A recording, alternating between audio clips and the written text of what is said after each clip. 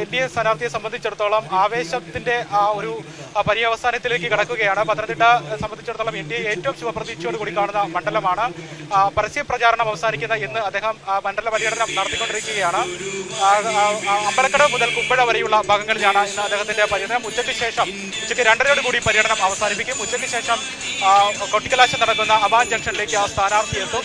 പത്തനംതിട്ട മണ്ഡലത്തിലെ എൻ.ഡി.എ ക്യാമ്പിനെ സംബന്ധിച്ചിടത്തോളം വിജയത്തിൽ കുറഞ്ഞതൊന്നും എൻ.ഡി.എ ക്യാമ്പ് പ്രതീക്ഷിക്കുന്നില്ല. വിജയം ഇത്തവണ സുനിശ്ചിതമെന്ന ആത്മവിശ്വാസത്തിലാണ് എൻ.ഡി.എ ക്യാമ്പ് ഉള്ളത്. അതോടൊപ്പം തന്നെ മണ്ഡലത്തിലെ മുഴുവൻ ജനവിഭാഗങ്ങളുടെയും വിശ്വാസം നേടിയെടുക്കാൻ സ്ഥാനാർത്ഥി അനിൽ കെ ആന്റണിക്ക് സാധിച്ചിട്ടുണ്ട് എന്നുള്ള ഒരു ആത്മവിശ്വാസവും എൻ.ഡി.എ ക്യാമ്പിലുണ്ട്.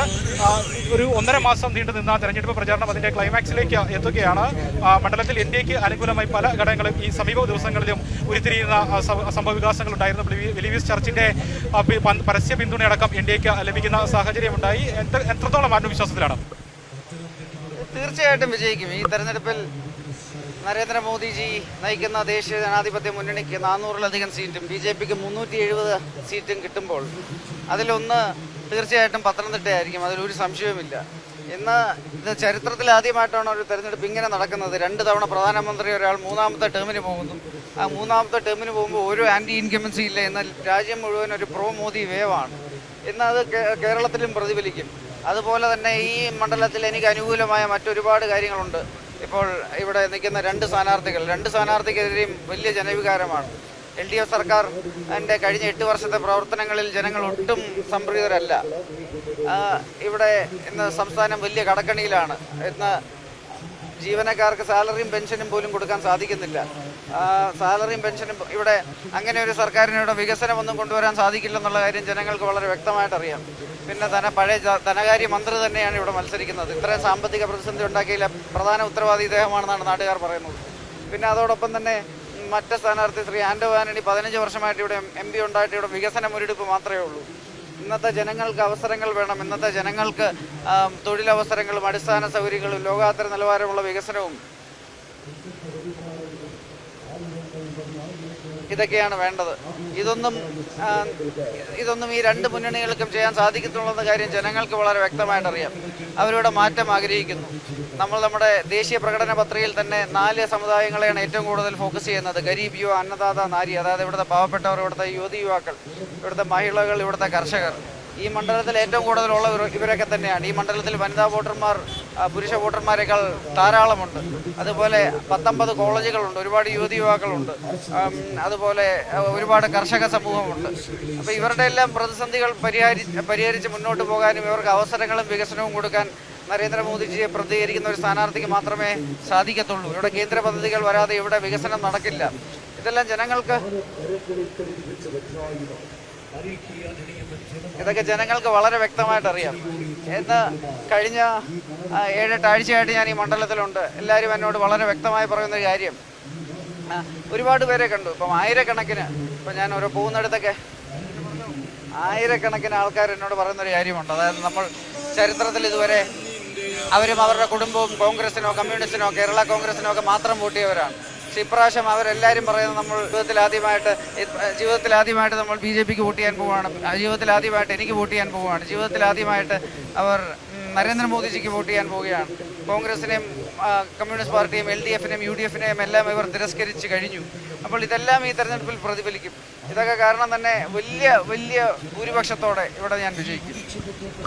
തെരഞ്ഞെടുപ്പ് പ്രചാരണത്തിന്റെ തുടക്ക സമയത്തുള്ള ആദ്യ ആഴ്ചകളിൽ നിന്നും ഈ അവസാന ആഴ്ചകളിലേക്ക് എത്തുമ്പോൾ എൻ.ഡി.എക്ക് മാത്രം മറ്റ് 2 മുന്നണികളെക്കാൾ എൻ.ഡി.എക്ക് അനുകൂലമെന്ന് വിശ്വസിക്കുന്ന എന്തെല്ലാം കാര്യങ്ങളാണുള്ളത്? എന്തൊക്കെ വിലയിരുത്തലുകളാണ് ആ കാര്യത്തിലുണ്ടാകുന്നത്? വന്ന സമയത്ത് ഞാൻ മണ്ഡലത്തിൽ പുതിയതാണെന്നൊക്കെ പറഞ്ഞവരൊക്കെ ഉണ്ട്. പക്ഷേ ഇന്ന് ഈ ഇവിടുത്തെ 14 സംഘടനാ മണ്ഡലങ്ങളിലും 7 നിയോജന മണ്ഡലങ്ങളിലും നിരവധി പ്രാവശ്യം സഞ്ചരിച്ചു. 10,000-കണക്കിന് ജനങ്ങളുമായിട്ട് നേരിട്ട് സംവദിക്കാൻ സാധിച്ചു. ഒരുപാട് ഇപ്പം ഈ മണ്ഡലത്തിൻ്റെ എല്ലാ കോർണേഴ്സിലും പോകാൻ സാധിച്ചു. ഇന്ന് ജനങ്ങൾക്കെല്ലാം വലിയ പ്രതീക്ഷയാണ്. നരേന്ദ്രമോദിജിയിൽ വളരെ പ്രതീക്ഷയാണ്.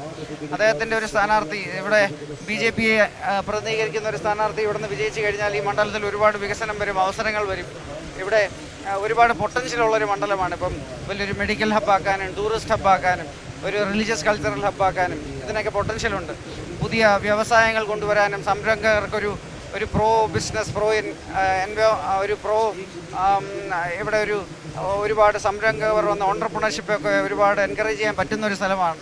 ഇപ്പോൾ സ്റ്റാർട്ടപ്പ് ഇൻക്യുബേറ്ററുകളും IT പാർക്കുകളും ഇൻഡസ്ട്രിയൽ പാർക്കുകളും എല്ലാം ലോകം ഇവിടെയുള്ളവർ ആഗ്രഹിക്കുന്നു.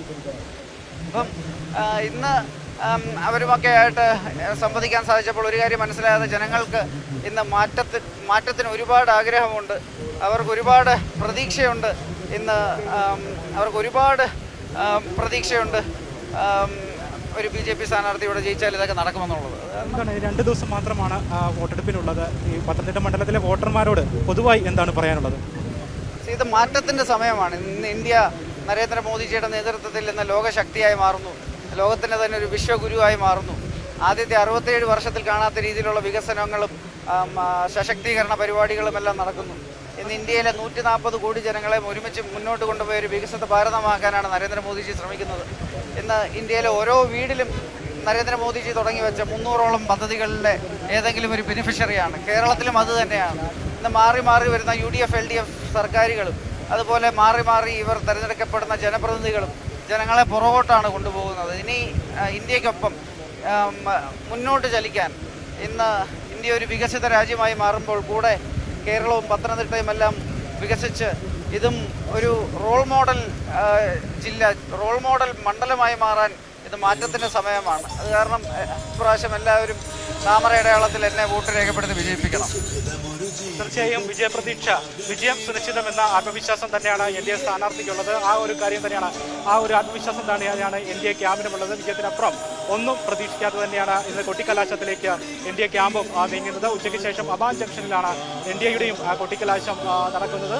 പൂർണ്ണ ആത്മവിശ്വാസത്തോടുകൂടി തെരഞ്ഞെടുപ്പിനെ നേരിടുകയാണ് പത്തനംതിട്ടയിലെ NDA ക്യാമ്പ്. നരേന്ദ്രമോദി സർക്കാർ കഴിഞ്ഞ 10 വർഷക്കാലം ഭാരതത്തിൽ നടപ്പിലാക്കിയ വികസന നേട്ടങ്ങൾ, വികസന പദ്ധതികളെല്ലാം കേരളത്തിലേക്കും പത്തനംതിട്ട മണ്ഡലത്തിലേക്കുമൊക്കെ സാധ്യമാക്കുന്നത് NDAയുടെ പ്രതിനിധിയുടെ വിജയത്തിലൂടെ മാത്രമായിരിക്കും സാധ്യമാകുക എന്നുള്ളൊരു കാര്യം സാധാരണ ജനങ്ങളിലേക്ക് എത്തിക്കുവാൻ, സാധാരണ ജനങ്ങളെ ബോധ്യപ്പെടുത്തുവാൻ NDA ക്യാമ്പിന് കഴിഞ്ഞിട്ടുമുണ്ട്. വിഷ്ണു.